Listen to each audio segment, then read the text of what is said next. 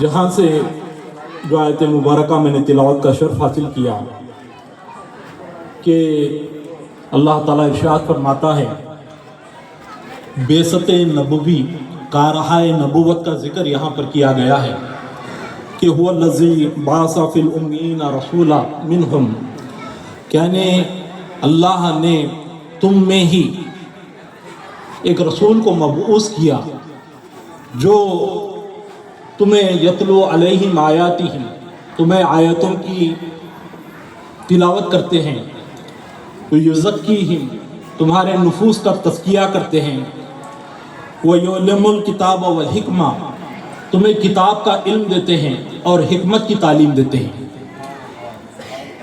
تو خانخواہ گویا کہ یہ خانخواہوں کا نچوڑ اس آیت مبارکہ میں بیان کیا گیا ہے۔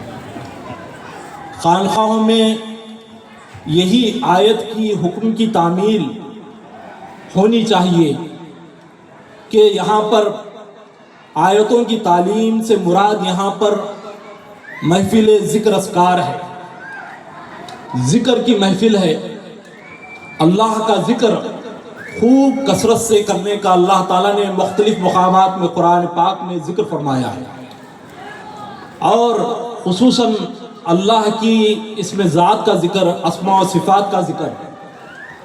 اللہ تعالیٰ سورہ مزمل میں ارشاد فرماتا ہے وَاذْكُرِ اسْمَ رَبِّكَ وَتَبَتَّلْ إِلَيْهِ تَبْتِيلًا، کہ تم اللہ کا ذکر اس کثرت سے کرو، اللہ کے اسماء کا ذکر اس کثرت سے کرو کہ سب سے کٹ کر تم اسی کے ہو جاؤ،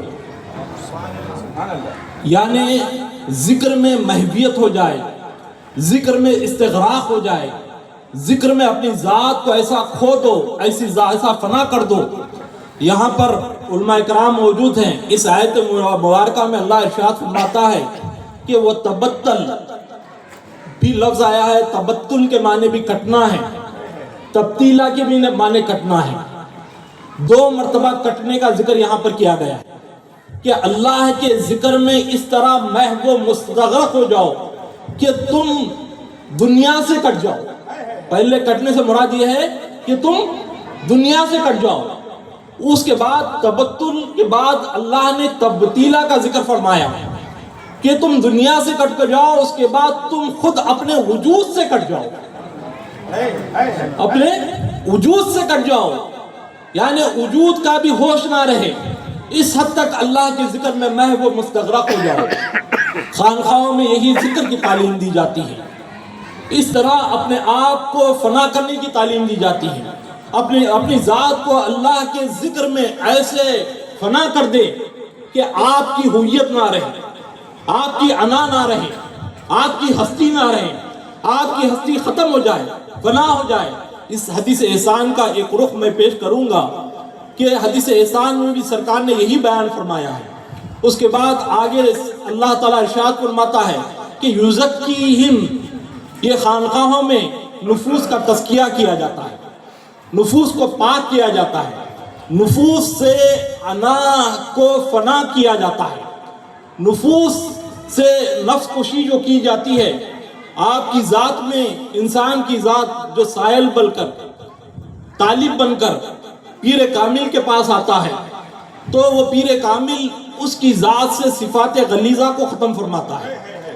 جو صفات غلیظہ اس میں ہوتے ہیں، انا، تکبر، عجب، ریاکاری، اپنے آپ کو پیش کرنا، یہ تکبر سب سے زیادہ جو صفات غلیظہ میں سے سب سے بڑی صفت جو ہے وہ تکبر کی صفت ہے۔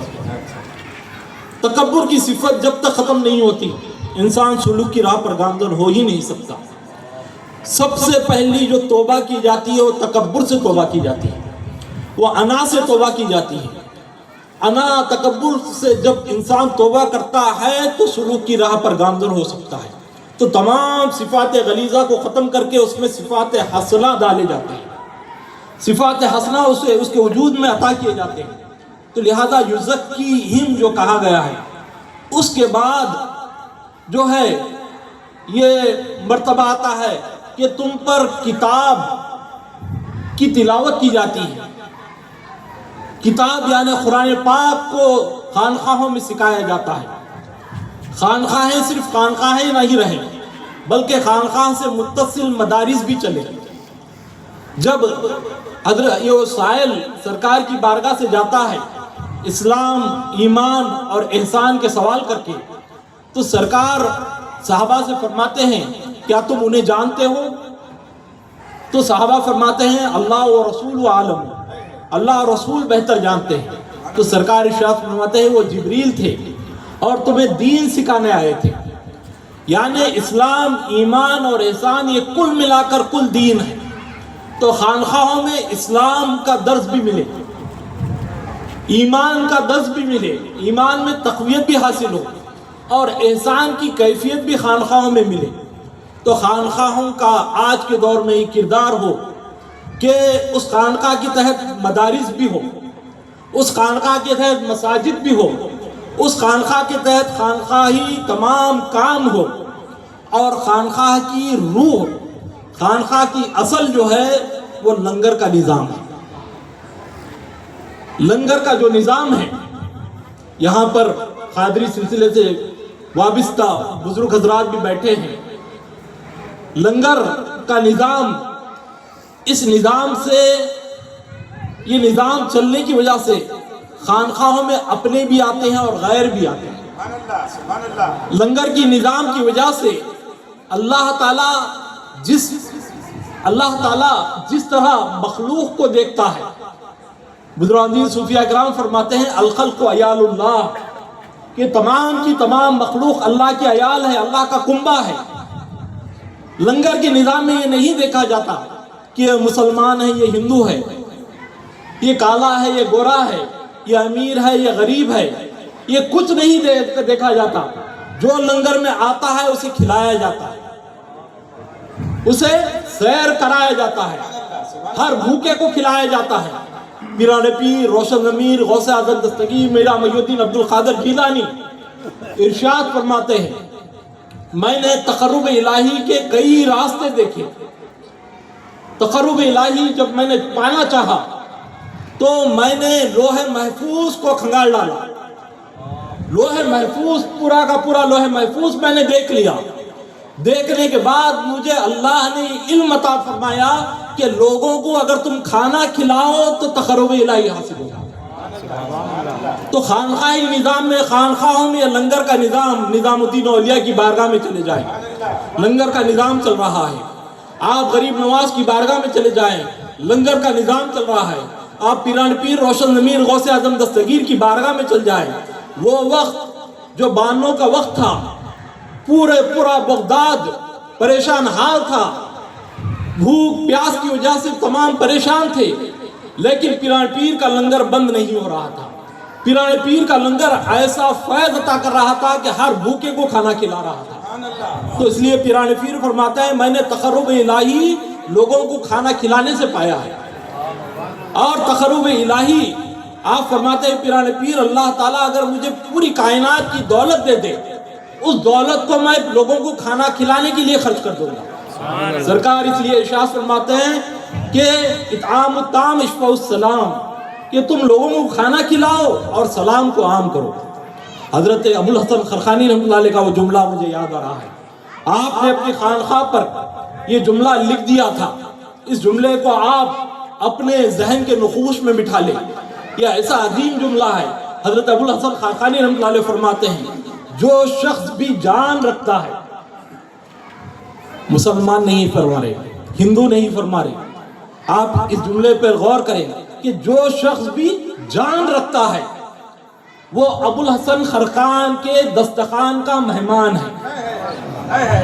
جو شخص بھی جان رکھتا ہے وہ ابو الحسن خرقان کے دستخوان کا مہمان ہے۔ تو یہ طریقہ خانقاہوں کا طریقہ ہے، یہاں پر ہر شخص کو بلایا جاتا ہے، ہر شخص کو عیال اللہ دیکھا جاتا ہے، ہر شخص کو اللہ کے عیال دیکھا جاتا ہے، اللہ کی مخلوق دیکھا جاتا ہے۔ وہ نہیں دیکھا جاتا کس مذہب کا ہے، کس طریق کا ہے۔ یہ محبت کی دعوت خانقاہوں کا پیغام ہے۔ بہرحال میں آخری لمحات میں آتا ہوں جو حدیث احسان میں سرکار نے ارشاد فرمایا کہ ان تعبد اللہ کانک تراہ فإن لم تکن تراہ فإنہ یراک، کہ تم اللہ کی عبادت ایسے کرو۔ یہ خانقاہ کی اصل ہے۔ تمام صوفیانہ اصطلاحات تمام صوفیانہ مدارج، تمام صوفیانہ جو بھی مراحل ہیں اسی حدیث سے نکلے۔ یہ مخرج ہے، یہ منبع ہے، یہ اصل ہے، تصوف کا اصل ہے، خانقاہوں کا اصل ہے، صوفیہ کا اصل ہے۔ یہ حدیث احسان جو ہے یہ اس سے ہی تمام تصوف کا نظام نکلا ہے۔ تو سرکار ارشاد فرماتے ہیں کہ تم اللہ کی عبادت ایسے کرو گویا کہ تم اسے دیکھ رہے ہو، یا یہ نہ ہو سکے تو تمہاری کیفیت یہ ہو کہ وہ تمہیں دیکھ رہا ہے۔ تو یہاں پر یہ عالمانہ معنی ہے، اس کا ایک عارفانہ معنی بھی ہے، کیونکہ یہاں پر بارگاہوں سے وابستہ پیر کامل حضرات یہاں پر تشریف فرما ہیں، تو لہٰذا یہاں پر عارفانہ معنی میں بیان کروں گا کہ سرکار ارشاد فرماتے ہیں ان تعبد اللہ کانک تراہ فإن لم تکن، کہ یہاں پر تم اللہ تعالیٰ سرکار ارشاد فرماتے تم اللہ کی عبادت اس طرح کرو۔ یہاں پر تکن کہہ کر یہ جو ہے شرط ہے، یعنی تکن کے معنی یہاں پر کانا ناقصہ ایک آتا ہے، کانا کاملہ ایک آتا ہے۔ کانا ناقصہ کا معنی یہ ہے کہ یہ نہ ہو سکے، تو کانا کاملہ کا معنی یہ ہے کہ تکن کہ اگر تم خود نہ رہو، خود نہ رہو، تمہاری ہویت ختم ہو جائے، تمہاری انا ختم ہو جائے، تمہاری ذات ختم ہو جائے، تراہو تم اس کو دیکھ لو گے، تم اس کا مشاہدہ کر لو گے۔ نہ تھا کچھ تو خدا تھا، نہ ہوتا کچھ تو خدا ہوتا، ڈبویا مجھ کو ہونے نے، نہ ہوتا میں تو کیا ہوتا۔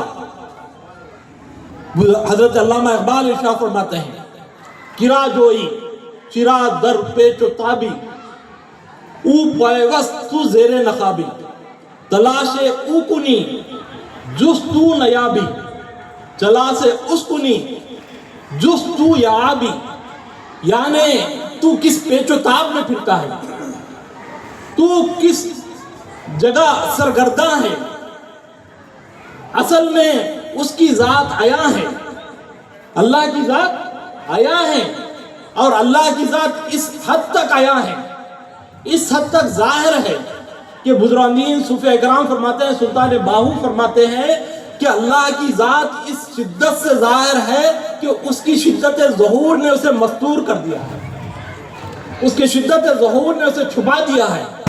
تو اللہ کی ذات عیاں ہے، تو پوشیدہ ہے، اور تو جب اس کی تلاش کرتا ہے تو خود کے سوا کچھ نہیں پاتا، جب اس کی تلاش میں نکلتا ہے تو اس کی خود کے سوا کچھ نہیں پاتا، جب خود کی تلاش میں نکلتا ہے تو اس کے سوا کچھ نہیں پاتا۔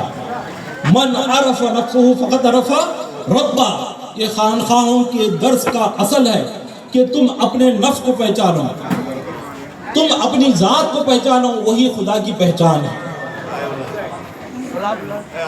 نکل کر یہ بزرگان تفکر فی انفسہم افلا تبصرون، کہ تم اپنی جانوں میں تفکر کرو، تم اپنی جانوں میں غور و فکر کرو، تم اپنی جانوں میں جب غور و فکر کرو گے تو اسی کو پائے گے۔ تو بہرحال اللہ رب العزت کی بارگاہ میں دعا ہے کہ اللہ تعالیٰ ہم تمام کو خانقاہی نظام کو عام کرنے اور خانقاہی تعلیمات کو عام کرنے کی توفیق رفیق عطا فرمائے۔ اور میں تمام ذمہ داروں کا ایک اور مرتبہ شکر ادا کرتے ہوئے اپنی بات ختم کرتا ہوں۔ اللہ تعالیٰ ہمارے قلوب کو روشن فرمائے، ہمارے ارواح میں جلا عطا فرمائے، اپنی پہچان اپنی معرفت عطا فرمائے، آمین بجاہ سید المرسلین وما علینا الا البلاغ۔